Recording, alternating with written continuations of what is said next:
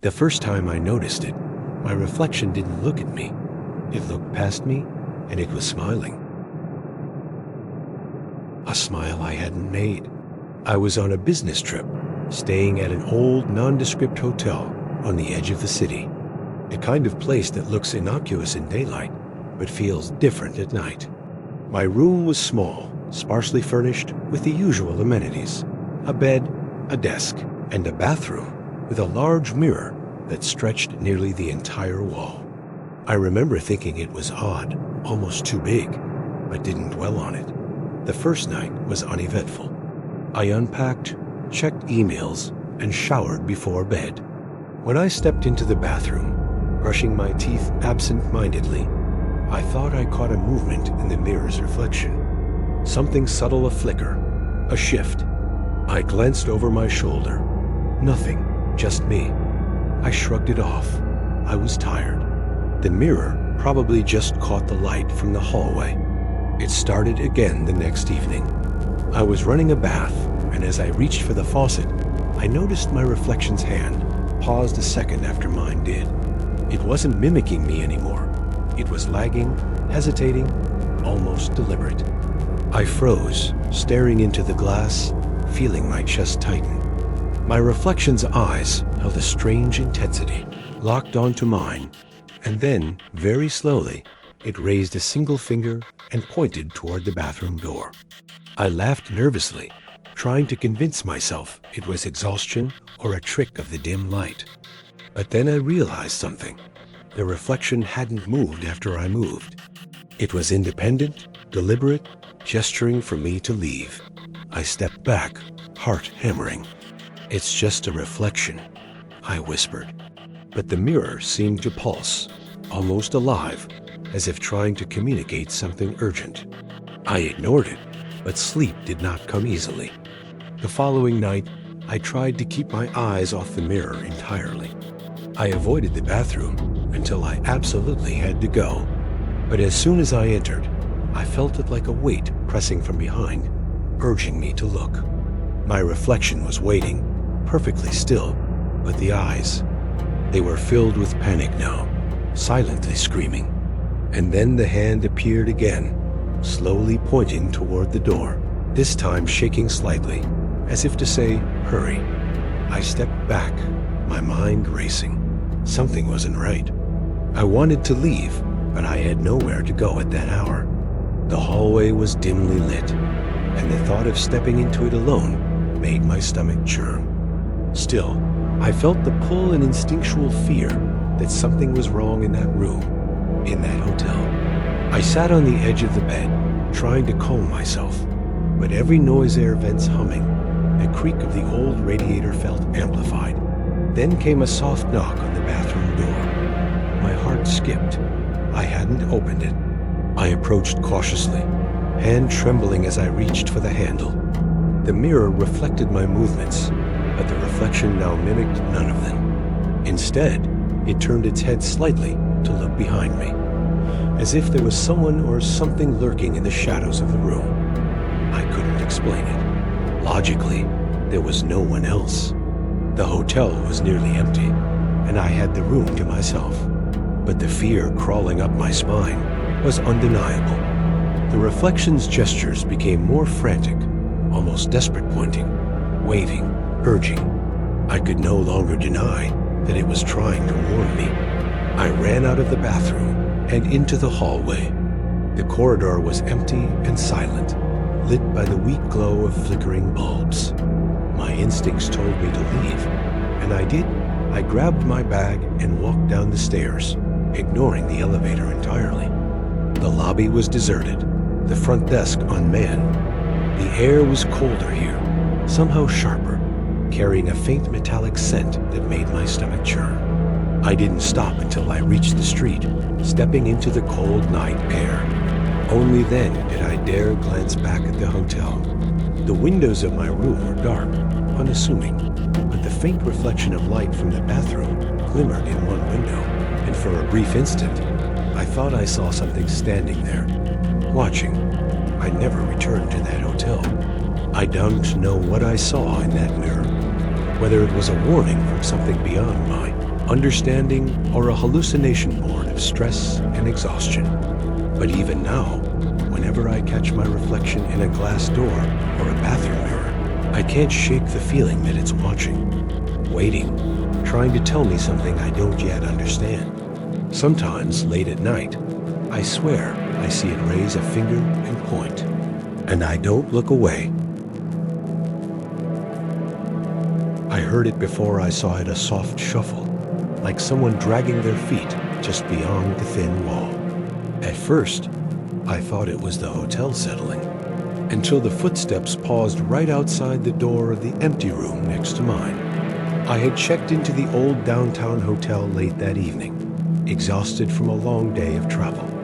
The lobby smelled faintly of stale coffee and cleaning products, and the fluorescent lights flickered intermittently, giving the place a tired, almost forgotten look. The clerk was polite but distant, barely looking up from his screen as he handed me my key. "Room 312, he said. "3rd floor. Elevators to your left." The hallways were quiet when I arrived at my floor. The carpet muffled my footsteps, but the fluorescent ceiling lights made the narrow corridor feel stark and exposed. I pushed open my door and let my bag drop with a dull thud. The room smelled faintly of disinfectant, mixed with the lingering scent of someone else's perfume. It wasn't unpleasant, just off. After unpacking, I made a cup of tea and settled into the small armchair by the window. That's when I heard it. A subtle, almost imperceptible sound coming from the room next door. At first, I ignored it, chalking it up to the old building creaking. But then there was the sound again, faint shuffling, the whisper of movement across a floor that should have been empty. I paused, listening, heart beginning to thump a little harder. The sound stopped the moment I strained to identify it. A cold chill ran down my spine. The room next door had a brass number plate, 311. I had passed by it on the way to my room and remembered that the door was marked with a small, faded note reading, "Out of order, do not enter." Curiosity overcame my initial unease. I stepped into the hallway and pressed my ear against the door. The shuffling came again, more deliberate this time, like someone pacing slowly back and forth. My stomach tightened. I knocked gently, half expecting a startled guest to answer. No response. I returned to my room, locking the door behind me, but sleep did not come easily. Every creak of the floorboards, every distant clang of the elevator made me tense. Then came a knock, soft, tentative, right on my door. I froze. I hadn't heard anyone in the hallway, and the desk clerk had left hours ago. My fingers trembled as I peeked through the peephole. Empty. Just the dimly lit hallway stretching into shadow. Over the next hour, the noises continued: footsteps, the subtle scrape of furniture, the sound of a door opening and closing next door. Each time I called the front desk, a tired voice would reassure me, "Ma'am, there are no guests in 311. That room has been closed for months." I didn't know whether to believe them or not. Eventually, exhaustion won over fear. I lay in bed, blankets pulled tightly around me, trying to convince myself it was all in my head. But the room felt alive with presence, a quiet, watchful thing just beyond the wall. Around midnight, I was jolted awake by a creaking noise. It wasn't subtle this time. The room next door's door opened slowly, and for a brief, horrible moment, I could see the edge of it swinging inward. I thought my eyes were playing tricks on me, but then I heard it, a faint, deliberate step, crossing the threshold of a room that shouldn't even be in use. I reached for my phone, fingers shaking, and called the front desk. No answer. Only the line buzzing with static, sharp and insistent, like a warning. I grabbed the hotel room key from the bedside table and crept toward the door. Peering out into the hallway, I saw nothing. But the footsteps continued, faint but unmistakable, moving toward the stairs. My rational mind screamed that there was no one there, but every instinct in my body screamed otherwise. I turned back to my room, heart pounding, and froze. The door to 311 was wide open. Cold air from the unoccupied room wafted into the hallway, carrying with it a faint scent of perfume and something else. Something metallic, almost like rusted metal. I blinked, and it was closed again. I spent the rest of the night awake, listening. Every sound from the neighboring room seemed to have a rhythm, a pattern, almost like someone was deliberately trying to make me aware of them, testing me. I imagined glimpses of a shadow moving behind the curtains, a figure standing just out of sight. The next morning, I checked out without even touching my luggage. At the desk, I tried to explain what happened. The clerk nodded politely, but didn't look surprised. 311 has been empty for months, he said again. Maintenance sealed it after a leak. There's nobody in there. I didn't argue. I just took my receipt and left, glancing over my shoulder at the long, silent hallway. The door to 311 stood still, quiet, and unassuming. But I knew better.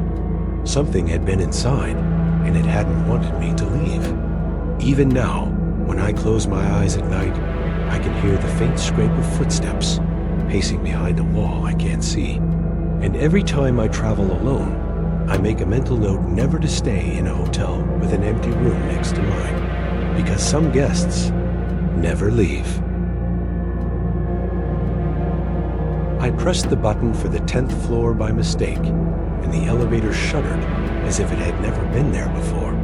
When the doors opened, I realized some mistakes aren't meant to be corrected. It had been a long day of driving, and I was exhausted when I finally arrived at the old hotel on the outskirts of town. The neon sign flickered weakly, and the parking lot was almost empty. There was something strangely quiet about the place, though I dismissed it as just being late at night. The lobby smelled faintly of must and old wood polish.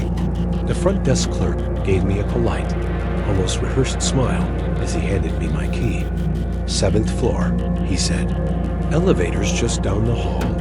The elevator itself was small, cramped, and had that tinny hum older lifts always carried. I punched the button for the 7th floor, leaned back, and let the slow ascent relax me. But as the doors slid open, I noticed a button for a floor I didn't recognize. Floor 9.5. I laughed to myself. Probably a service or maintenance floor. These old hotels always have them. Without thinking, I pressed it. The buttons didn't blink as usual. The lift jerked slightly, and the hum changed, as if it had been holding its breath. When the doors opened, the hallway that greeted me was nothing like the floors I had seen before. The carpet was threadbare, patterned with swirling browns and oranges straight out of the 1970s. The wallpaper was yellowed, peeling slightly, covered with floral prints that made my stomach twist in a nostalgic sort of unease. But it wasn't the decor that made my pulse quicken, it was the people. I froze. A man in a pinstripe suit and bowler hat stood near a door, lighting a cigarette. Down the hall, a woman in a 1940s dress carried a tray with a tea set, humming softly. Their faces didn't seem real, like they had been plucked from old photographs. When I blinked, they glanced at me, eyes wide, frozen in expressions that didn't match their movements. The air was heavy, almost metallic, and smelled faintly of smoke and decay. Every step I took echoed unnaturally, though the hall seemed endless, stretching in both directions. The doors to the rooms were labeled in ornate brass numbers far, older than any I had seen on the other floors. I could hear muffled voices, laughter from decades past, as if the walls themselves were replaying moments long forgotten. My fingers trembled as I reached for the nearest door handle, only to feel it cold and unyielding. I tried another same result. Panic crept in. I hadn't noticed the elevator doors behind me. I turned, and they were gone. The walls now ran seamlessly along the hallway, leaving no trace of the lift. I began to walk, hoping to find a way back. As I moved, I realized the figures weren't just lingering. They were following, silently, their footsteps in perfect time with mine. I quickened my pace, and so did they. I called out, but my voice was swallowed, faint and hollow. The further I went, the more the details of the hall changed. Room numbers shifted before my eyes. 1932, 1957, 1969, and the people within them adjusted, dressed in period clothing, matching the numbers on the doors. A child playing with a wooden toy car glanced up, her eyes wide and unblinking. A man reading a newspaper turned the pages, though the paper was yellowed and crumbling. I could feel at the sense that I was intruding on something I had no right to see. I ran, my shoes slapping against the warped wood floor, and the figures followed silently, stepping from shadow to shadow. Finally, a door at the end of the hall appeared, newer looking than the others. I threw it open and stumbled inside, finding myself in what looked like a hotel room from the 1980s, the television humming static in the corner. I pressed the button for the elevator again, desperate. The doors appeared, but only for an instant, and when I reached for them, they vanished, leaving the wall solid and unyielding. I screamed, pounding on the wall, but the hallway outside remained quiet, save for the faint sounds of footsteps returning. I backed away, cornered, heart hammering. The figures had stopped outside the door now, staring, their faces calm but unreadable. The child's head tilted slightly, and I felt no. I knew that I had been seen, marked, and would not leave uninvited. The door opened suddenly. A gust of wind carried the metallic scent of blood and something older, something that belonged to the hallway itself. I ran blindly, and the next moment, I was back in the elevator, buttons still glowing under my finger. The doors closed, and I descended, never pressing the mysterious half-floor again. When I stepped out on the 7th floor, everything was normal, the other guests, the carpet, even the faint hum of the air conditioner. The clerk looked up at me, smiling politely. "Everything okay?" I nodded, trying to steady my breathing. "Yes, thank you." But I couldn't shake the feeling that somewhere in that hotel, that hidden floor still existed, waiting for the next guest who might stumble across it.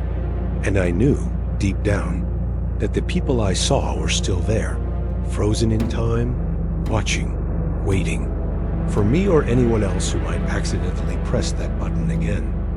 I didn't stay another night. I didn't look back. But sometimes in the quiet hum of a hotel elevator, I swear I can hear the faint click of a button that shouldn't exist.